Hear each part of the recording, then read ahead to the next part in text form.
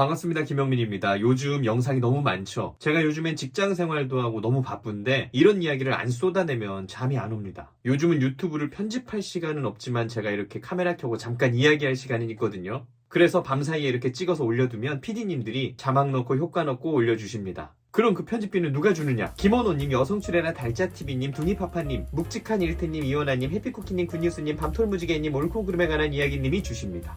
덕분에 오늘도 잠깐 짬내서 영상 남깁니다. 오늘 이야기는 좀 조심스러워요. 개인적으로 아는 분들이 많이 엮여있는 이야기입니다. 공공부문에는 사회적 경제 생태계라는 게 있어요. 나름의 순기능도 있습니다. 저도 처음엔 사회적 경제라는 말이 너무 이상해서 공부를 좀 했어요. 말 자체가 너무 이상하잖아. 가톨릭대 불교학과 이런 느낌 아니에요? 버클리 음대 기계공학과, 사회적 경제.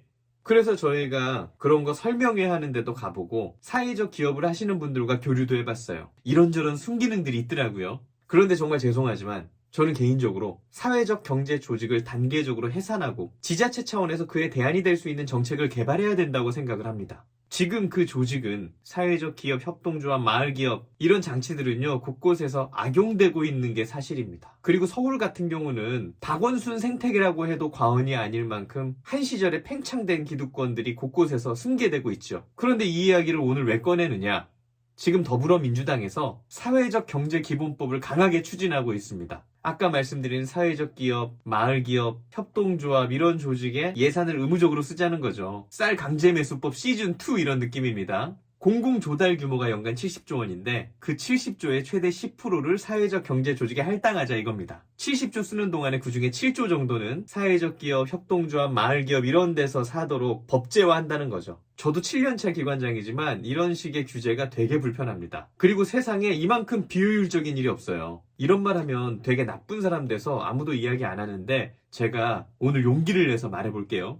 예를 들어서 업무 효율을 위해서 사무용 볼펜을 Z스텝으로 쫙 사고 싶은데 규정 때문에 사회적 약자가 만든 희망 볼펜 이런 걸 사야 되는 상황이죠. 손세정제를 아이 깨끗해로 사고 싶은데 어떤 단체 기반의 환경사랑 기업에서 만든 수제 비누를 써야 되는 그런 상황. 일례를 든 겁니다. 실제 사례를 들자면 저희 기관에서는 부득이하게 국산 마이크를 조달로 산 다음에 그걸 창고에 박아두고 슈어 SM58이란 마이크를 제가 사비로 사서 그걸로 공연을 했어요. 제가 문화 전문 기관장으로서 차마 그 마이크를 쓸 수가 없더라고. 근데 이런 비효율을 개선해 나가기는커녕 묻지마 지원, 묻지마 구매를 늘려가겠다는 거잖아요. 이건 비효율적일 뿐더러 사회적 경제 지원 취지에도 맞지 않습니다. 지원 취지를 생각하면 지원을 해줬으면 의무 구매는 하지 말아야죠.